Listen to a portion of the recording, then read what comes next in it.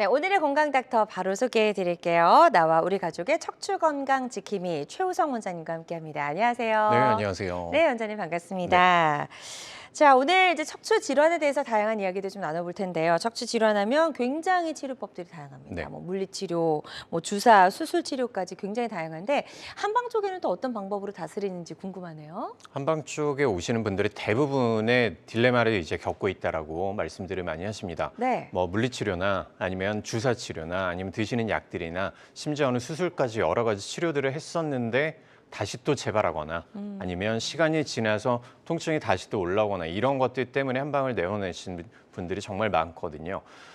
그래서 한방은 조금 더 차별화를 두기 위해서 근본적인 치료, 한번 치료해 놓으면 이 부분들이 최소 3년에서 5년, 10년 동안 더 이상 통증이 나타나지 않는 것들에 집중을 하고 있는 게 특징이라고 보시면 될 것 같습니다. 네. 여러 가지 방법들이 있겠지만 환자분들이 가장 통증이 심한 상태에서 우리가 적용을 해볼 수 있는 게 동작침이라는 치료가 있어요. 간단하게 설명을 드리면 일반적인 침 치료는 우리가 침을 맞은 상태에서 엎드려 있거나 누워 있거나 이렇게 되겠죠. 오히려 누워 있는 사람을 일으켜 세운 상태에서 침을 맞고 동작을 한다고 해서 동작침이라는 얘기를 할 수가 있고 네. 이 동작침이 응급 상황, 꼼짝도 못하는 상황에서 보통 효과적이라고 얘기를 합니다. 두 번째로 우리가 봐야 될 부분들이 결국 디스크나 협착증 같은 경우에는 신경 주변으로 염증이 발생을 하기 때문에 이 부분들의 문제가 생기는 거거든요. 이때 약침 중에서 조금 더 고농도로 그리고 고용량으로 들어가는 것들이 신경근 회복술이라는 이런 약침 요법이 있고요. 세 번째는 결국 내 허리를 잡아주는 것들은 근육과 인대예요. 이 인대들이 조금 더 탄탄하게 만들고 신경이 손상된 부분들은 조금 더 재생을 촉진시키는 네. 척추의 강화 약들이나 아니면 신경 재생 한약 같은 것들을 쓸 수가 있고 마지막으로는 결국 내 허리가 자세가 좋지 않거나 아니면 삐뚤어질 때 아니면 굽어 있을 때 이때 디스크나 협착증이 발생을 하는 거거든요. 그래서 이때는 우리가 전후 좌우의 밸런스를 다시 또 맞춰주는 추나요법 이렇게 총 4가지의 치료를 근본적으로 시행을 하고 있습니다. 네, 이 한방 쪽의 치료법도 굉장히 다양하다는 생각이 좀 드는데요. 예후가 좋았던 치료 사례 보면서 어떤 경우에 이런 한방적으로 좀 치료를 했을 때 좋은 결과를 기대해 볼 수 있는지 한번 알아보도록 하겠습니다. 50세 남성분의 사례고요. 급성 허리 디스크를 앓으셨네요. 네. 이 환자분 같은 경우는 제가 기억을 하기로는 정말 젊은 환자분이셨고요. 네. 그다음에 평소 때 허리가 아팠던 경험도 없었고 그다음에 건강에는 정말 자신이 있었다라고 네. 하셨던 분인데 어느 순간 회사에서 사무실에서 밑에 떨어진 종이를 줍다가 뜨끔하셨던 거예요. 갑자기요? 네, 그 상황에서 바로 주저앉게 되고 꼼짝을 못하니까 이제 주변에 있던 동료분들께서 119에 전화를 해가지고 병원으로 내원을 하셨던 그런 네. 케이스였습니다. 앰뷸런스를 타고 이렇게 오시는 분들이 이제 급성기에 통증을 나타내는 대부분이라고 봐야 될 것 같고 일단 제일 먼저 우리가 해야 될 부분들은 정확한 진단을 위해서 지금 보시는 것처럼 빨간색 원 안에 있는 저기 밑으로 흘러내린 까만색 덩어리가 보이실 거예요. 네. 이 부분들이 지금 디스크가 터져서 흘러내린 상태라고 보시면 될 것 같습니다. 극심한 통증으로 꼼짝을 못하는 상황이었고 아까 제가 잠깐 언급했던 것처럼 이렇게 통증이 심할 때는 동작침이라는 시행을 먼저 시작을 하게 됩니다. 그리고 동작침을 한 15분 정도 시행을 하고 나서 경과가 괜찮아지면 그때부터는 신경근 회복술이라는 염증을 줄여주는 치료를 하게 되고요. 결과적으로 치료가 끝난 다음에 저희가 다시 한번 이 부분들을 비교를 해봤습니다. 아까 빨간색으로 왼쪽 편에 돼 있는 부분들이 디스크가 터져서 내려갔다라고 말씀드렸죠. 네. 그래도 이분은 급성기에 빠르게 치료를 진행을 했던 케이스라서 치료가 끝난 다음에는 다시 또 흘러내렸던 디스크가 깨끗하게 들어간 것들을 볼 수가 있겠죠. 네, 이렇게 급성의 디스크를 치료했던 그런 케이스를 발표를 해드렸습니다. 그렇군요. 좀 급성기 디스크를 치료해서 예후가 좋아진 그런 사례 소개해 주셨고요. 환자들마다 치료 효과는 조금씩 차이가 있을 수가 있겠습니다. 자, 그 다음 사례 하나 더 살펴볼 텐데요. 이번에는 협착증과 디스크를 동시에 앓고 계셨던 환자분이시네요. 53세 남성분이시고요. 네, 이분도 나이가 그렇게 많지는 않으셨는데 평소 때 허리가 계속 좋지 않았던 상황에서 계속 또 무리를 하셨던 거예요. 그래서 결국 디스크와 그다음에 협착증까지 같이 가지고 오셨던 이런 케이스였고요. 네. 자, 지금 보시는 것처럼 빨간색 안쪽에 뭔가 불룩하게 까만색이 뒤쪽으로 튀어나간 거 보이실 그러네요. 거예요. 이분은 요추 5번과 천추 1번 쪽에 디스크가 튀어나가면서 협착증까지 같이 발휘가 됐던 그런 상황이었고 특징적인 증상이 좌측의 다리 쪽으로 내려가는 통증이 너무 심해가지고 다리를 거의 질질 끌면서 그렇게 오셨던 환자분이셨어요. 환자분이 주변에 소개를 받고 오셨다라고 말씀을 해주셨는데 친구분한테 어떤 말씀을 들으셨습니까? 어떻게 저희 병원에 내원을 해주셨어요? 말씀을 드리니까 주변에 친구분들한테 소개를 받게 됐는데 뭐 주변에서 시술을 받거나 아니면 수술을 받거나 이런 사람들이 한 6개월에서 1년 정도 지나니까 다시 또 통증이 나타나더라. 이게 너무 심하더라.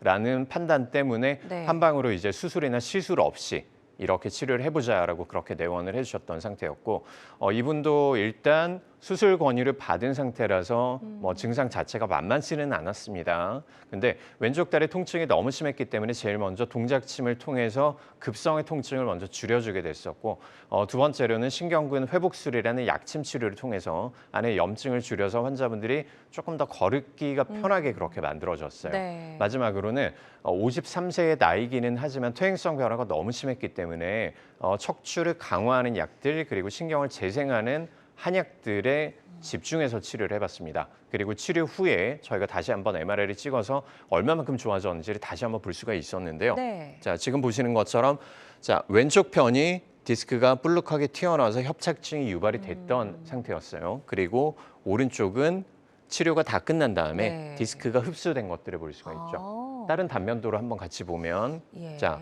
왼쪽 편은 지금 아예 까만색으로 나타난 부분들이 디스크가 거의 다 튀어나와서 신경을 압박하고 있는 부분들이에요. 그리고 까만색 부분들이 다시 또 잘 흡수가 되고 안쪽에 회색 부분들, 여기가 신경이거든요. 이 부분들이 다시 또 원활해진 것들을 볼 수가 있죠. 이렇게 치료가 잘 됐던 케이스였습니다. 그렇군요. 그래서 협착증과 디스크를 동시에 앓았던 분의 치료 사례 만나봤고요. 환자들마다 치료 효과는 조금씩 차이가 있을 수가 있겠습니다.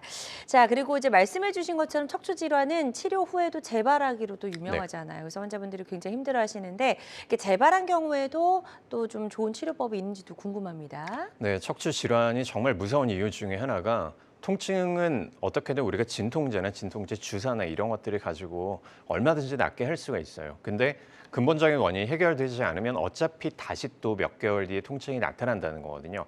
제가 지금 소개해드릴 이 환자분 같은 경우에도 네. 1년 전에 4번, 5번 쪽에 수술을 한번 했었고 그다음에 증상들이 거의 다 좋아졌다라고 생각을 했었는데 딱 1년이 되는 시점에 다시 또 수술했던 자리가 터져버린 거예요.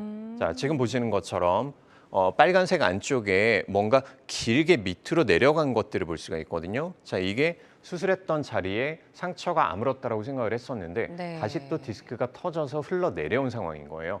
자, 이 환자분 같은 경우에는 허리와 왼쪽 엉덩이 쪽이 통증이 되게 심했기 때문에 의자에 거의 앉지 못해서 저도 환자분이랑 얘기를 할 때 거의 서서 얘기를 했던 그런 케이스였고 네. 환자분이 너무 힘들어하셨기 때문에 저희가 첫날은 좀 쉬게 하고 그 다음 날부터 치료를 들어가게 됐습니다. 첫날 입원 치료를 하고 나서 둘째 날부터 본격적으로 이제 동작침 치료를 먼저 시행을 해서 왼쪽 다리로 내려가는 급성의 통증들을 먼저 완화를 시켜줬고 하루에 2번씩 신경근 회복술에 좀 고농도로 들어갔어요.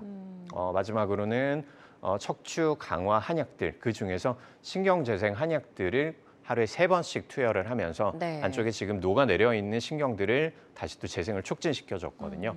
마지막으로 치료가 끝난 다음에 다시 한번 검사를 해봤고 다음과 같은 결과를 얻을 수가 있었습니다. 디스크가 왼쪽 편에 지금 일자로 뭔가 덩어리져서 내려왔던 부분들이 그러네요. 깨끗하게 흡수된 것들을 볼 수가 있겠죠. 대부분 디스크가 터지면 환자분들이 터졌다는 그 어감 때문에 수술을 해야 되지 않나라고 생각을 하시게 되는데 사실상 터진 경우가 흡수되는 경우가 훨씬 더 많습니다. 그래서 일반적으로 디스크가 그냥 튀어나온 것보다 디스크가 터진 경우에 증상들이 훨씬 더 심하겠지만 흡수율도 훨씬 더 높기 때문에 이 영상 보시는 분들은 꼭 이 부분들을 참고하셔서 너무 걱정하시지 말기 바랍니다. 네, 좋습니다. 그래서 수술 후에 또 이제 재발한 경우에도 이렇게 여러 가지 치료법을 통해서 예후가 좋아졌던 사례 소개해 주셨습니다. 환자들마다 치료 효과는 조금씩 차이가 있을 수 있다는 점, 또 어떤 치료든 치료 방법을 결정하기 전에 신중을 기한다는 점 꼭 명심해 주시면 좋을 것 같습니다. 자, 그런데 이렇게 좀 우리를 많이 힘들게 하는 이런 척추 질환, 허리 통증 왜 생기는지를 좀 우리가 알면 좋을 것 같은데요. 네네. 대부분 환자분들이 이렇게들 말씀을 하시죠. 내가 삐끗했다, 네. 아니면 다쳤다 이런 식으로 말씀을 하시는데 실질적으로 병원에 오시는 분들 중에서 이렇게 급성으로 디스크를 오시는 분들이 사실상 그렇게 많지는 않습니다.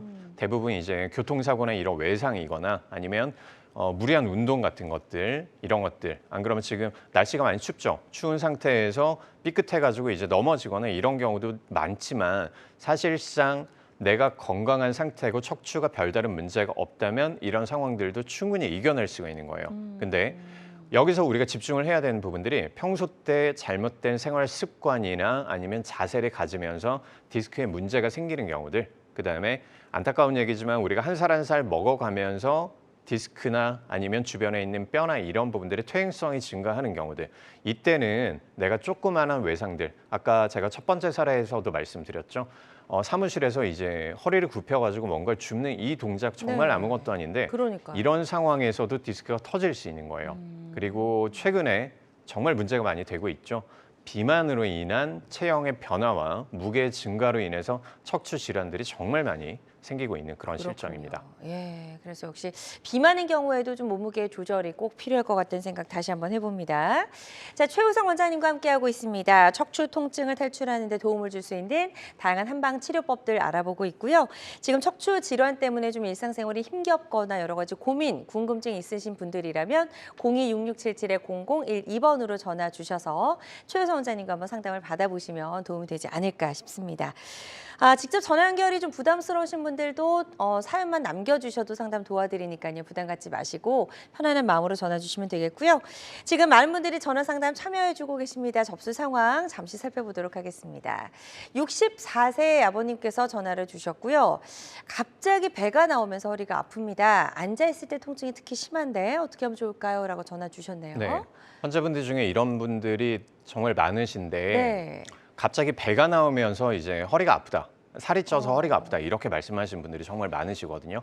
실질적으로도 아까 제가 비만 잠깐 말씀을 드렸는데 살이 찌면서 허리 쪽에 하중이 가해지면서 증상들이 나타나는 경우들이 꽤 많습니다. 네. 근데 여기서 우리가 한 가지를 더 봐야 될 게 배가 나온다는 거는 사실상 안쪽에 있는 내장 지방이나 피하 지방이 증가하기도 할 거예요. 근데 이게 갑자기라는 표현을 해주셨는데 아버님께서 갑자기 나오는 경우는 생각보다 그렇게 많지는 않습니다.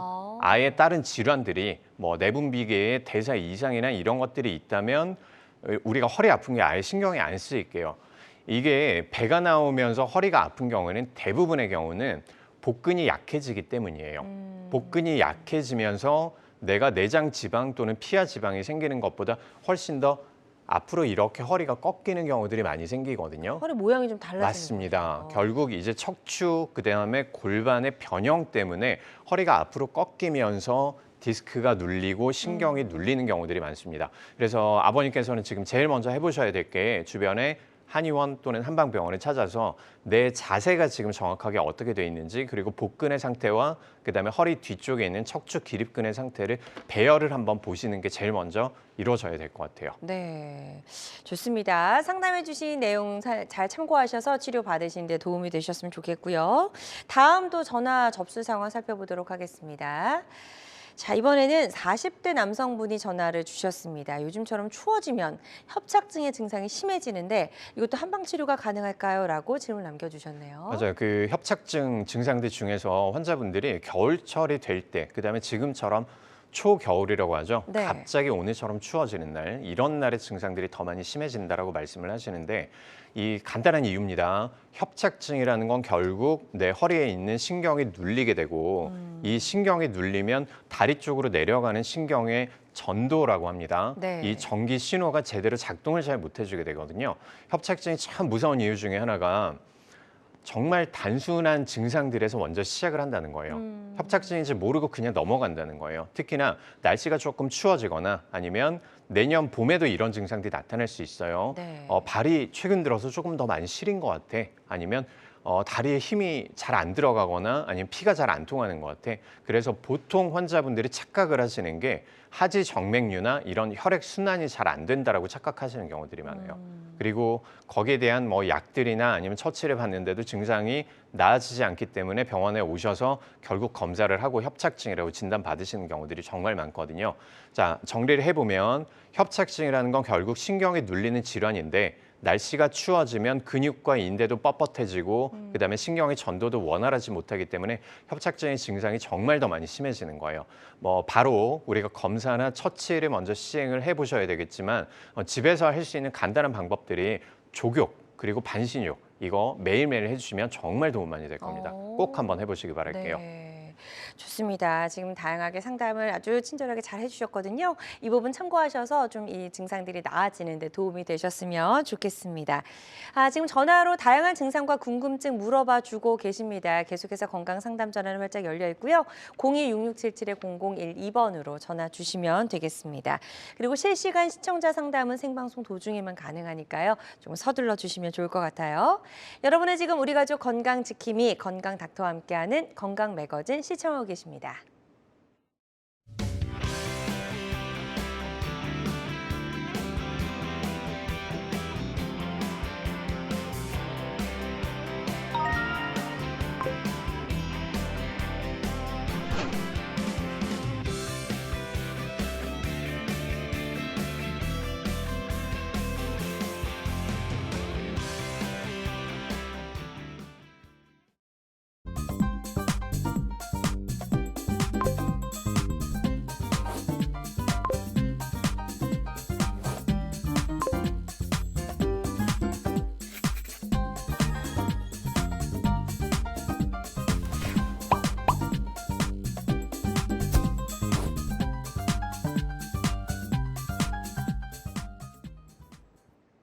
다양한 의료 정보와 함께 방송이 진행되는 동안 건강 상담도 가능한 시간입니다. 건강 매거진 유튜브를 통해서도 다시 보기 가능하니까요. 유튜브에서 건강한 환경을 검색하시고 많이 찾아와 주시기 바랍니다. 자, 저희가 이제 앞서 허리 통증, 뭐 척추 질환 왜 생기는지 좀 여쭤봤거든요. 그중에 이제 큰 원인 최근에 들어서 이제 가장 큰 원인 중에 하나가 비만이다라고 하셨거든요. 이게 비만과 척추 질환 어느 정도 상관관계가 있나요? 일반적으로 환자분들이 거의 다 알고 계시죠. 내가 살이 찌면 아무래도 허리가 아파진다라고 생각을 하시는데 아무래도 체중이 늘면 그만큼 척추에 걸리는 부하, 그다음에 디스크가 눌리는 정도 이 부분들이 정말 틀려지게 되겠죠. 네. 근데 사실상 더 중요하게 생각해야 될 부분들은 우리 체중이 느는 것들이 체형의 변화를 일으키고 예를 들어서 척추가 틀어진다거나 아니면 골반이 앞으로 쏠린다거나 이런 식의 증상들을 유발을 하기 때문에 척추 질환이 생길 확률이 훨씬 더 높아지게 되는 거거든요. 자, 그림으로 제가 한번 보면서 설명을 드리면 네. 아까 제가 아까 상담 사례 하나 있었죠. 맞아요. 60대의 이제 남자 환자분께서 요 말씀을 해주셨어요. 최근에 갑자기 배가 나오면서 네. 허리가 좀 많이 아파졌다라고 말씀을 해주셨는데 갑자기 우리가 증상들이 뭐 10kg, 20kg이 는다라면 가능성은 있습니다. 근데 우리가 갑자기 살이 찐다고 얘기를 하는 것들은 보통 한 3에서 5kg, 뭐 10kg 안쪽이거든요. 네. 근데 이 킬로그램 단위가 중요한 것들이 아니라 사실상은 지금 왼쪽 편의 그림이 정상적인 척추의 배열인데 배가 나오게 되면 어떻게 될까요? 허리가 앞으로 좀 더 많이 숙여지는 골반의 전방경사라는 그런 동작들을 가지고 오게 됩니다. 이렇게 골반의 전방경사가 가해지게 되면 체중 1kg당 내 하중이 거의 한 4배 정도 척추에 걸린다라고 얘기를 하거든요.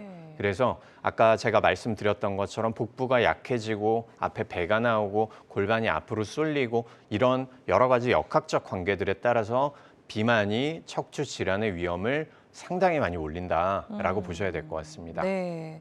보통 임신을 하게 된 분들도 이제 갑작스럽게 허리 아픈 분들 많으시거든요. 이게 좀 맞죠. 비슷한 이유겠네요. 네, 그렇죠. 네, 방금 제가 말씀드렸던 것처럼 결국 우리가 아기가 생기면서 복부가 이렇게 나가게 되면 네. 그 무게 중심을 맞추기 위해서 어떻게 될까요? 허리를 앞으로 쑥 내밀게 되는 거죠.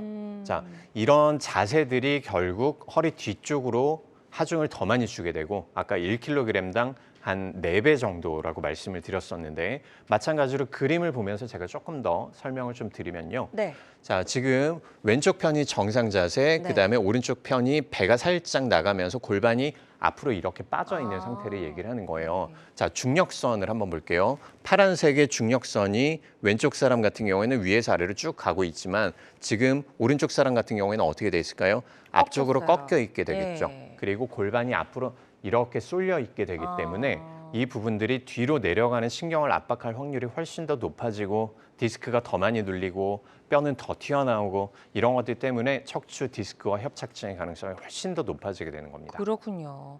이런 비만이 척추 커브에 영향을 준다는 걸 저희가 이제 그림을 통해서도 살펴볼 수가 있었는데 척추 배열이 틀어지면 또 몸에 어떤 변화들이 생기는지도 궁금합니다. 네, 골반이나 아니면 뭐 척추 쪽뿐만이 아니라 이제 여성분들 같은 경우에 여러 가지 체형의 변화를 가지고 오게 되는데요. 자, 골반 밑에는 어떤 관절이 있을까요? 고관절이라고 하죠. 네. 우리가 힙 조인트를 보통 볼 수가 있는데 병원에 오시는 이제 비만 클리닉 환자분들 중에 이런 말씀들을 하시는 경우들이 있어요.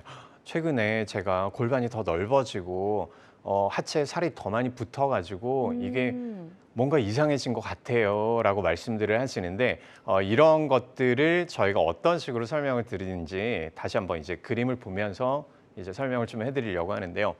자, 좌측편이 정상적인 골반 상태라고 보시면 될 것 같아요. 그다음에 여성분들이 보통 안쪽으로 힙 있는 데가 쑥 꺼지고요. 그다음에 허벅지가 두터워지고 엉덩이가 처져서 이제 치마가 잘 안 어울립니다. 이런 식으로 말씀들을 많이 하세요. 네. 이게 조금 어려운 얘기로 그 새들백, 말 안장 변형이라고 얘기를 하는데 보통 이제 운동 요새 애들 많이들 하시잖아요. 요새 대세가 애플 힙이라고 해서 엉덩이가 이제 근육이 탄탄한 상태를 우리가 맞아요. 미적으로 정말 그리고 건강학적으로 정말 좋다라고 그렇게 생각을 하는데 네. 자, 대부분의 경우 엉덩이 근육들이 약해지면서 내 대퇴골이라고 합니다. 이 대퇴골이라고 하는 허벅지 뼈가 보통 이런 식으로 상방으로 한 15도 정도로 가 있어야 되는데 얘가 엉덩이 근육이 약해지면서 이렇게 앞으로 밀려나가는 거예요. 자, 그렇게 되면 골반이 옆으로 벌어지면서 넓어진 것 같은, 살이 찐 것 같은 이런 현상을 가지고 오게 되는 거죠. 네. 그다음에 허벅지 쪽으로도 아까 제가 말씀드렸던 것처럼 근육들이 훨씬 더 많이 부풀어 오르게 되니까 이 부분들에서 살이 찐 것 같이 허벅지가 두꺼운 진 것 같이 이런 식의 증상들을 가지고 오고 허벅지가 끝나고 나면 그 밑에는 뭐가 있을까요? 무릎 쪽이죠. 네. 무릎 쪽도 변형이 같이 오게 됩니다. 자, 지금 왼쪽 편에 있는 게 정상적인 배열이라고 보시면 되고 자, 중간에 있는 것들이 보통 O자형 다리라고 얘기를 많이 하죠. 그다음에 왼쪽 편, 오른쪽 편 끝에 있는 게 X자형 다리라고 보통 얘기를 합니다. 보통 이제 이 방송 보시는 분들도 나중에 이제 거울 앞에 서가지고 편하게 선 자세에서 내 무릎이 지금 X자형으로 돼 있는지 아니면 O자형으로 돼 있는지 이 부분들 한번 보셨으면 좋겠어요.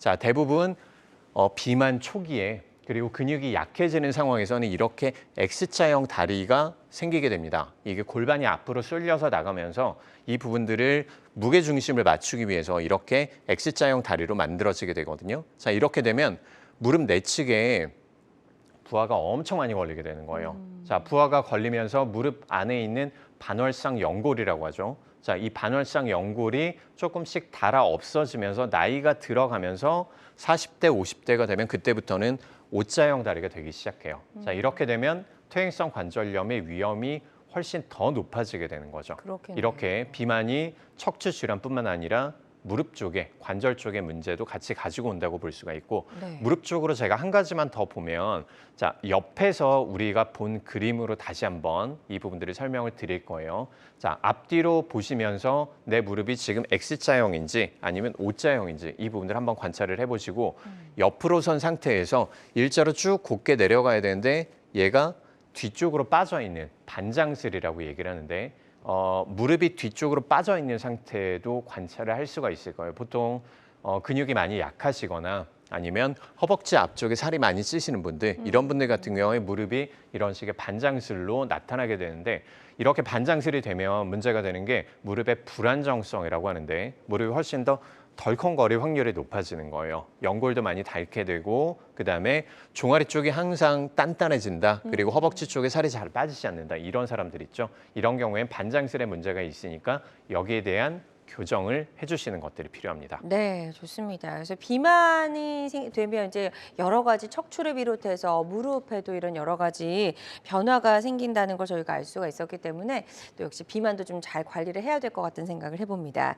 최우성 원장님과 함께하고 있습니다. 척추 건강 회복에 도움을 주는 다양한 한방 치료를 주제로 이야기 나눠보고 있고요. 방송 보고 계신 분들 중에서 나도 허리 통증이 좀 있고 척추 여러 가지 좀 문제점이 있는데 어떻게 하는 게 좋을지 어떤 치료가 나에게 환자에게 적합할지 궁금하다 하신 분들은요. 상담 전화 주셔서 한번 상담을 받아보시면 좋을 것 같습니다. 02-6677-0012번, 02-6677-0012번 건강상담 전화 활짝 열려 있고요. 실시간 시청자 상담은 생방송 도중에만 가능합니다. 이 점도 꼭 기억해 주세요. 자, 이렇게 비만에 대해서 쭉 얘기를 하다 보니까 이런 비만도 비만으로 인한 척추 질환이 찾아왔을 때도 조금 치료법이 달라야 될 것 네. 같다는 생각이 드는데요. 네네. 한방 쪽에는 어떤 치료법이 좀 있을까요?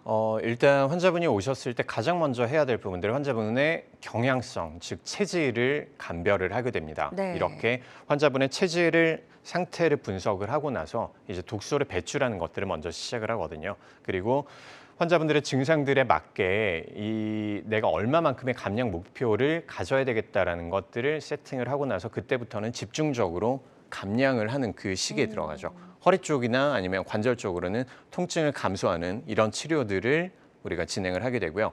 이렇게 집중 치료기가 끝나고 나면 그때부터는 이제 굳히기 작업을 들어가요. 체중을 유지하면서 더 이상 요요가 발생하지 않도록 그렇게 해주는 것들이 필요하고, 마지막으로는 요요 방지를 통해서 척추와 그다음에 내 몸의 근력 상태와 그다음 배열 상태를 잘 유지하는 이런 단계들을 가지고 있는 게 한방 치료의 특징입니다. 네. 그런 부분들이 여러 가지가 있겠지만 뭐 일반적으로 우리가 한약이라든지 아니면 약침이라든지 그리고 추나요법이라든지 이렇게 세 가지 방법을 위주로 사용을 하고 있습니다. 네.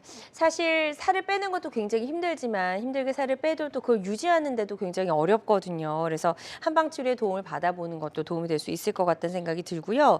그럼 이제 한약부터 조금 더 어떤 케이스에 효과적일지 하나하나 사례를 통해서 좀 설명을 해주시면 좋을 것 같습니다. 먼저 체질별 한약, 네. 어떨 때 좀 이런 한약 치료하면 도움이 될까요? 아까 제가 경향성이라고 이제 말씀을 드렸었는데 네. 환자의 체질에 따라서 치료법들이 달라져야 되는 거는 다들 알고 계실 거예요. 환자분들의 체질이 여러 가지로 나눌 수 있겠지만 한 세 가지 정도로 크게 볼 수가 있는데, 첫 번째가 복부 비만형의 사람들인 거죠. 보통 이제 체간부에 그렇게 많이 찌는 사람들인데 보통 태음인에 해당을 합니다. 자, 이런 태음인들은 기본적으로 식탐도 많고 소화력도 왕성하고, 근데 반면에 움직이는 것들은 그렇게 좋아하지 않기 때문에 정말 살이 찌기 쉬운 체질이에요. 뭐 소위 보통 이제 주변에서 물만 마셔도 살이 찐다라고 하시는 분들이 이런 태음인들에 해당이 되게 되는데, 이런 태음인들은 기본적으로 태음 조이탕이라든지 아니면 양격 산화탕이라든지 이런 약들을 통해서 우리가 안에서 뭔가 독소를 배출할 수 있는 그런 방법들을 사용을 하게 됩니다. 두 번째는 하체 비만형이에요. 네. 이제 보통 소음인들이라고 보통 얘기를 하는데, 소음인들은 기본적으로 신진대사가 정말 좋지 않습니다. 소화도 잘 안 되고 그다음에 뭐 먹었을 때 잘 체하게 되면 우리가 보통 담적이라고 얘기를 하죠. 뭔가 배출이 잘 안 되기 때문에 이런 것들이 쌓이고, 또 이렇게 쌓이는 부분들이 엉덩이랑 허벅지, 종아리 쪽으로 가기 때문에 이런 부분들에 문제가 생기는 거거든요. 그래서 이런 분들은 보통 신경 조금만 써도 잘 체하고 그다음에 뭐 상체는 정말 날씬한데 하체 쪽으로 잘 붓는다. 이런 것들이 있을 때는 관중탕이라든지 아니면 통비탕 같은 이런 약들을 사용을 해볼 수가 있습니다. 네. 세 번째로 이제 반대로 상체 쪽으로 많이 찌는 분들이 있을 거예요. 등 쪽이나 아니면 뭐 팔뚝살이나 이런 것들 때문에 고민하시는 분들이 정말 많으시죠. 보통 소양인들이 많은데 소양인들은 보통 열이 엄청 많이 떠요.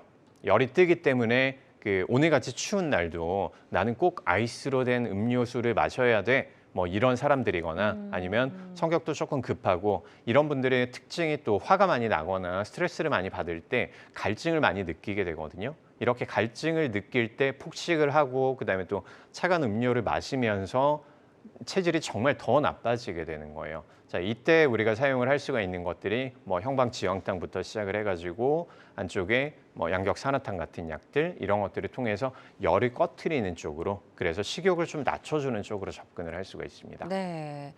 자, 그리고 이제 약침으로도 비만을 치료할 수 있다라고 설명을 해주셨는데 이것도 네. 어떻게 가능한지 설명 들어볼게요. 네, 보통 이제 지방 분해 약침을 가장 많이 사용을 하게 돼요.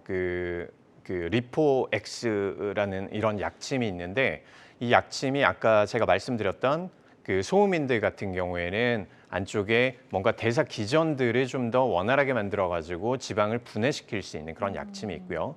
태음인들 같은 경우에는 뭐 T 약침 같은 것들을 써가지고 이 부분들을 배출을 좀 더 원활하게 만들어줄 수 있는 이런 약침들이 있습니다. 그리고 또 소음인들 같은 경우에는 결국 신진 대사량이 낮아지면 이게 결국 비만으로 가는 거거든요. 그래서 대사 기능을 높여줄 수 있는 면역 강화 약침이라든지 뭐 마지막으로는 뭐 독소를 배출하는 약침들, 황련 해독탕 같은 것들 이런 것들을 사용해서 국소의 비만을 치료하는 데는 이런 약침 요법들이 훨씬 더 효과적입니다. 네, 좋습니다.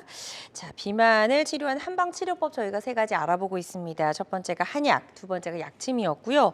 추나요법도 이제 비만 치료 중에 하나네요. 네. 추나요법이 결국 어떤 식으로 작용을 하는지를 말씀을 드려야 될 것 같은데 결국 아까 제가 말씀드렸던 것처럼 비만이라는 것들은 내가 간단합니다. 먹는 것과 그다음에 소모하는 것과 나가는 것들이 플러스 마이너스 제로가 되면 이 부분들이 나아지게 될 텐데 이게 뭔가 문제가 생겼을 때 문제가 되는 것들이거든요. 결국 배출이 되지 못하거나 아니면 순환 장애가 생겼을 때 이 부분들이 결국 살로 가게 되는 건데 뭐 환자분들 다들 말씀 들어보셨을 거예요. 내가 붓고 그 다음에 살이 찌더라라는 부분들을 말씀을 많이 들어보셨을 텐데 결국 혈액 순환이라든지 아니면 림프 쪽의 문제들 이런 것들이 내 뼈와 뼈가 잘 위치를 취하고 있으면 이 부분들에 문제가 생기지 않겠지만 틀어진 상태에서 고착이 돼 있다. 그러면 어떻게 될까요? 안쪽에 있는 혈액과 림프의 순환들이 막히게 되겠죠. 이런 부분들을 치료해 주는 것들이 추나요법이라고 보시면 될 것 같습니다. 네. 여러 가지 이제 방법들이 있겠지만 특히나 이제 비만과 동시에 체형이나 자세 문제들 이런 것들이 같이 가지고 있는 분들이 있고 특히나 비만하신 분들이 허리 좋지 않고 그다음 무릎 좋지 않고 이런 부분들 다 같이들 가지고 계시죠. 이런 경우 그리고 잘못된 자세 그리고 뭐 불필요한 습관들 이런 것들 때문에 살이 찌는 경우들 이런 경우에는 추나요법을 통해서 비만을 치료하고 그리고 척추 질환까지 관절 질환까지 치료할 수 있습니다. 네. 뭐 사실 이제 비만에도 이제 이 추나요법이 도움이 되겠지만 현대인들 중에서도 올바른 자세를 가지고 있는 분들이 네. 드물잖아요. 그럴 때도 추나요법이 굉장히 많은 도움이 될 것 같은데요. 맞습니다. 결국 이제 환자분들이 결국 디스크가 발생을 하고 협착이 발생을 하고 관절염이 발생을 하는 것들은 내가 뭔가 불필요한 자세나 아니면 잘못된 습관들을 가지고 있기 때문이거든요. 제가 특별하게 이제 두 가지의 가장 특징적인 주변에서 흔하게 볼 수 있는 그런 자세들을 준비를 해왔는데 네. 보통 거북이형 목이라고 얘기를 합니다. 굉장히 거북목 자세. 많으시더라고요. 네. 네. 10명 중에 거의 한 8명, 9명 아. 현대인들이 다 가지고 있는 자세라고 봐야 될 것 같은데 거북목이라는 것들은 등이 굽으면서 목이 앞으로 쭉 빠져 있는 것들을 얘기를 하는 거예요. 대부분 앉아 있는 자세가 오래되고 그다음에 허리를 꼿꼿하게 세울 수 없기 때문에 등이 굽은 부분들을 보상하기 위해서 목을 앞으로 쭉 빼는 자세를 우리가 거북목이라고 얘기를 하거든요. 네. 자, 이 거북목이 됐을 때는 목과 상체 주변에 순환도 저해가 되고 그다음에 어깨 쪽 우리 많이 뭉치는 것들 볼 수 있죠. 이렇게 되면서 목과 그다음 등 쪽, 그다음에 상체 쪽에 순환이 저해가 되면서 살이 찌기가 정말 쉬워집니다. 자, 상대적으로 상체 말고 이제 하체 쪽으로 보면 보통 이제 캥거루형 자세라고 보통 말씀을 많이 드리는데 복부가 앞으로 튀어나오게 되면서 엉덩이가 엉거주춤한 이런 오리궁뎅이 자세가 되면서 특징적으로 이제 자세가 조금 뒤뚱뒤뚱 걷는 듯한 그런 이제 자세를 가지고 오게 돼요.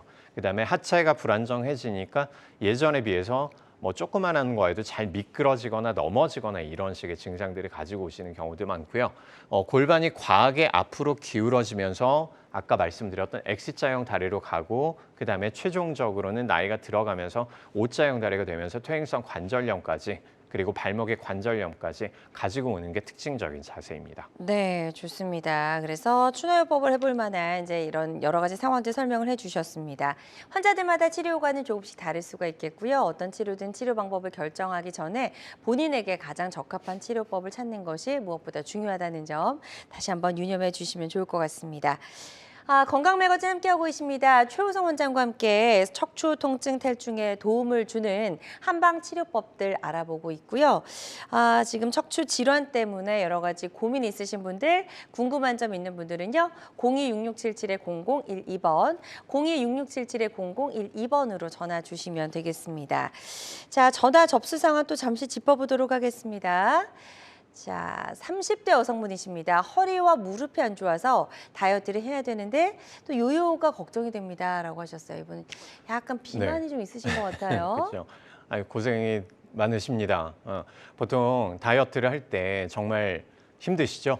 그리고 제일 힘든 게 사실 어떤 다이어트를 해가지고 효과를 잘 봤는데 이걸 유지하는 게 사실 더 힘들거든요. 네. 그 방금 말씀해 주셨던 것처럼 이미 몇 번 이상 다이어트를 시도를 해보셨다라고 생각이 됩니다. 그리고 이미 비만 상태가 어느 정도 오래됐기 때문에 허리 쪽이랑 무릎 쪽이랑 통증이 계속 느껴진다라고 생각이 되고 제일 먼저 제가 추천드리고 싶은 거는 본인의 체질을 감별을 해보세요. 아까 제가 말씀드렸던 그 세 가지 체질로 감별을 하셔도 되고 아니면 어떤 특정 한방 쪽에서 그 체질론에 따라서 내 체질이 어떤 체질이고 어떤 핸디캡을 가지고 있고 어떤 운동을 해야 되고 어떤 음식들을 복용을 해야 되는지 이 부분들이 아주 자세하게 설명을 해주실 거예요. 그래서 이 부분들을 먼저 치료를 해보고 지금 허리와 무릎도 좋지 않다라고 말씀을 하시니까 여기는 엑스레이나 뭐 CT, MRI 같은 검사를 해보셔야 되겠죠. 네. 그래서 더 이상 방지가 되도록 더 이상 진행하지 않도록 이 부분들 같이 치료를 병행하시는 게 필요할 것 같습니다. 네, 동시에 병행 치료를 하는 것이 좋겠다라고 설명을 잘 해주셨습니다. 이 부분 참고하셔서 치료 받으시는데 조금 더 도움이 되셨으면 좋겠습니다. 또 전화 접수 상황 하나 더 살펴보도록 할게요. 문자 상담 의뢰가 들어왔고요. 60대 아버님이십니다. 팔다리는 말랐는데 배가 나온 편입니다. 요즘 부쩍 허리가 아픈데 혹시 복부 비만 때문일까요? 어떤 치료를 받아야 될까요? 라고 네. 전화 남겨주셨네요. 네, 아버님들 같은 경우에 이런 식으로 보통 내가 복부 비만 때문에 허리가 아프구나. 그다음에 살을 빼야 되겠구나라고 생각을 하시고 가장 먼저 하시는 게 굶으세요. 네, 이게 제일 나쁜 거거든요. 네. 왜냐하면 지금 제가 말씀드리는 게 한 가지 힌트를 주셨습니다. 팔다리가 말랐는데 가늘어졌다라는 표현이에요. 그러니까 예전에 비해서 팔다리에 근육들이 많이 빠지고 있는데 복부 비만이 생겼다. 이건 살이 찐 게 아니라 근육이 약해진 상태에서 복부에 있는 내장 지방이 앞으로 밀려나가는 거예요. 그리고 이 복부 비만이라고 말씀을 해주셨는데 복근이 약해지고 복부가 밀려나가면서 엉덩이가 뒤로 쑥 올라오고 그다음에 허리가 눌려서 통증이 나타나는 거거든요. 그래서 아버님은 오히려 지금 잘 드셔야 됩니다. 근데 살이 찌는 음식들이 아니라 근육을 강화시킬 수 있는 단백질의 함량을 조금 더 높여줘야 되고 제일 먼저 해야 될 거는 아버님께서 지금 허리 상태가 어떤지를 먼저 체크업을 해보세요. 엑스레이를 찍고 그다음에 내 허리가 지금 어떤 식으로 틀어져 있다라는 부분들을 보고 그다음에 필요한 부분들의 신경 치료를 먼저 들어가고 이후에는 선생님과 상의하에 내 몸에 맞는 운동들을 어떤 강도에 얼마만큼의 운동을 해야 될지를 단계별로 끊어서 그렇게 운동을 해주시고 복근 강화를 통해서 허리를 다시 밀어 넣으면 괜찮아질 겁니다. 좋습니다. 상담해 주신 내용 바탕으로 치료 잘 받아보셨으면 좋겠고요. 또 전화 상담이다 보니까 저희가 보다 명확하게 진단을 내려드리는 데는 어느 정도의 한계가 있을 수 있다는 점 다시 한번 말씀을 드립니다. 계속해서 건강 상담 전화는 활짝 열려 있습니다. 026677-0012번, 026677-0012번으로 전화 주시면 되겠고요. 실시간 시청자 상담은 생방송 도중에만 가능하니까요. 조금 더 서둘러 주시기 바랍니다. 척추 질환을 부르는 저희 한방 치료법도 쭉 알아보고 있는데요. 예후가 좋았던 치료 사례 조금 더 만나볼게요. 네, 다음은 이제 척추 질환과 그다음에 비만을 동시에 가지고 왔던 그런 환자분이셨고 네. 24세의 여자 환자분이셨는데 네. 되게 젊은데 고도 비만인 거예요. 키는 한 160 초반 정도였었고 몸무게가 94.6kg이었기 때문에 BMI 지수라고 하는 체질량 지수가 36.9 정도가 나왔습니다. 네. 고도 비만인 거죠. 자, 이 환자분은 허리랑 그다음에 다른 부분들이 아파서 병원을 내원을 해주셨는데 허리를 굽힐 때 통증도 심하고 통증 때문에 오래 앉아있기도 힘들고 서서 걷기도 힘들고 타 병원에서는 이제 물리치료랑 주사치료를 이미 받아봤었는데 차도가 전혀 없었던 거예요. 네. 그래서 병원에 내원을 해주셨고 이분을 제가 진찰을 하면서 여러 가지 이제 문제가 있기는 하지만 24세는 퇴행성이 그렇게 증가가 된 상황이 아니기 때문에 그쵸. 결국 체중의 문제가 가장 심하겠다라고 생각을 했던 거예요. 그래서 결론부터 이제 말씀을 드리면 한약 치료 한 2개월 정도, 그다음에 신경 쪽의 치료 한 2개월 정도 치료를 하고 나서 치료가 잘 됐던 케이스였는데 네. 이분의 그 MRI 사진을 보면서 다시 한번 설명을 좀 드릴게요. 자, 지금 보시는 것처럼 자, 왼쪽 편이 지금 디스크의 상황이에요. 지금 까만색으로 된 부분들이 3, 4번, 4번, 5번, 5번, 1번 총 3군데의 디스크가 발견이 된 상황이었고요. 뒤쪽에 하얀색의 긴 부분들 보이죠? 그다음에 오른쪽에 이 긴 부분들, 이 부분들이 전부 다 피하 지방층이라고 보시면 될 것 같습니다. 체중이 정말 많이 증가를 했기 때문에 디스크의 하중이 많이 가해지고 체형의 변화도 가지고 왔기 때문에 결국 24세라는 어린 나이에 디스크가 3군데나 튀어나오게 됐던 거고요.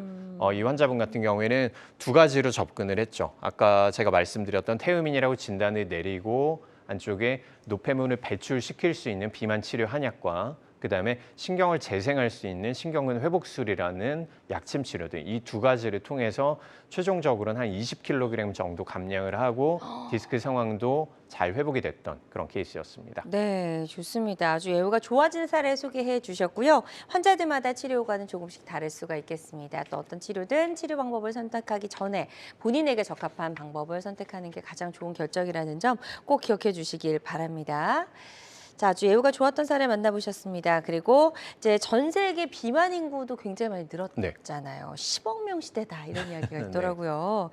그러다 보니까 이렇게 체중하고 굉장히 밀접한 관계가 있는 그렇죠. 허리, 척추 질환 환자 수도 굉장히 많이 늘었을 것 같은 생각이 드네요. 맞습니다. 대한민국도 이제 남의 일이 아닌 게 2022년 기준 성인 남녀의 비율이 비만인들이 35% 정도가 되거든요. 네. 점점 이제 늘어나고 있는 그런 상황들인 거고 일반적으로 우리가 체중 증가에 따른 척추 관절 질환의 발생률을 저희가 조사한 결과가 있는데 기본적으로 우리가 한 1.27 정도가 평균적으로 걸을 때 나타나는 거라고 보시면 될 것 같습니다. 근데 체중이 10kg 늘 때는 1.6까지 올라가고 그다음에 체중이 20kg까지 늘어날 때는 거의 2배 정도의 하중. 내 몸무게의 2배가 더 많이 눌린다라고 생각을 하셔야 될 것 같아요.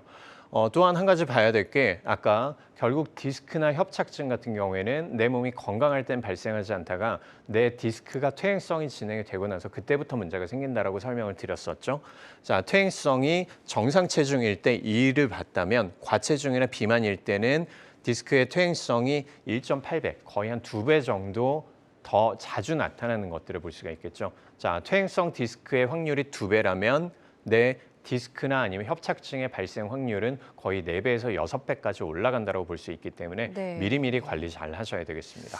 아, 그러고 보니까 비만은 치료가 반드시 필요한 만성 질환이다라는 생각이 좀 드네요. 네. 저는 그래서 환자분들한테 이렇게 말씀을 드립니다. 비만이 만병의 근원이다. 이 말씀은 다들 들어보셨죠? 근데 저는 환자분들한테 이렇게 말씀드립니다. 비만은 전염병보다 나쁜 질환이다라고 말씀을 드려요. 네. 이게 다른 여러 가지 질환들의 근거가 되기도 하고 그다음에 척추 관절 쪽에도 내 체형의 변화를 가지고 옴으로써 과부하를 주고 훨씬 더 통증을 많이 증가시킬 수 있기 때문에 빠르게 우리가 치료를 하는 것들이 필요하겠습니다. 네, 좋습니다. 실제로 이제 비만 때문에 병원을 찾으시는 환자분들도 굉장히 많이 보셨을 텐데 그중에서 좀 기억에 남는 사례 있으시면 혹시 간단하게 하나 또 소개해 주실 수 있으실까요? 네, 보통 우리 여성분들 같은 경우에는 뭐 어떻게 보면 평생 우리가 살과의 전쟁이다라고 생각을 하시는데 이 체중의 문제가 사실은 이런 저희가 망가진 거는 고치면 돼요. 어느 순간까지는 우리가 충분히 비가역적인 부분들 가게 되기 전까지는 고칠 수가 있는데 네. 환자분들이 대부분 심리적으로 많이 위축된 상태에서 오시는 경우들이 많아요.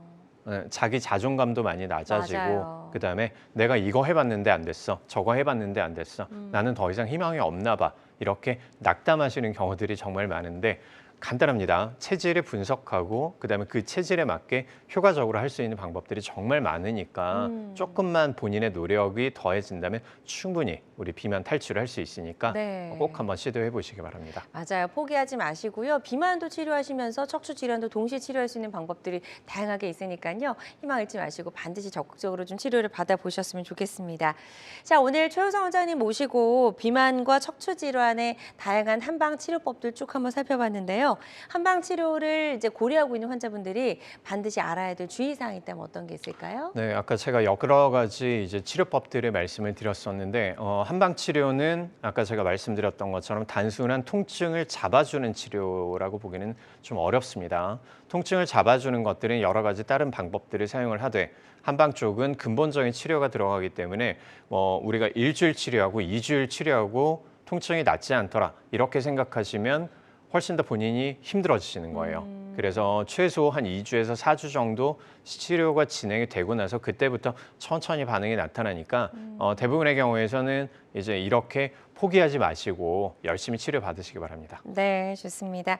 자, 오늘 다양한 척추 질환의 한방적인 치료법들 살펴봤습니다. 모든 치료법에는 부작용이 따를 수 있고 개인마다 치료 효과가 다르다는 점, 또 전문의와의 상담을 통해서 적절한 치료법을 찾는 것이 가장 좋은 선택이라는 점 꼭 기억해 주시길 바랍니다. 자, 지금까지 최우정 원장님과 함께 이야기 나눠봤습니다. 원장님 오늘 말씀 네, 고맙습니다. 감사합니다. 네, 여러분의 건강 장수 파트너 건강 매거진 실시간 시청자 상담은 생방송 도중에만 가능합니다. 이 점 꼭 기억해 주시고요. 오늘 방송이 아쉽다 하시는 분들은 유튜브에서 건강한 환경을 검색하시고 많이 찾아와 주시기 바랍니다. 함께해 주신 여러분 고맙습니다.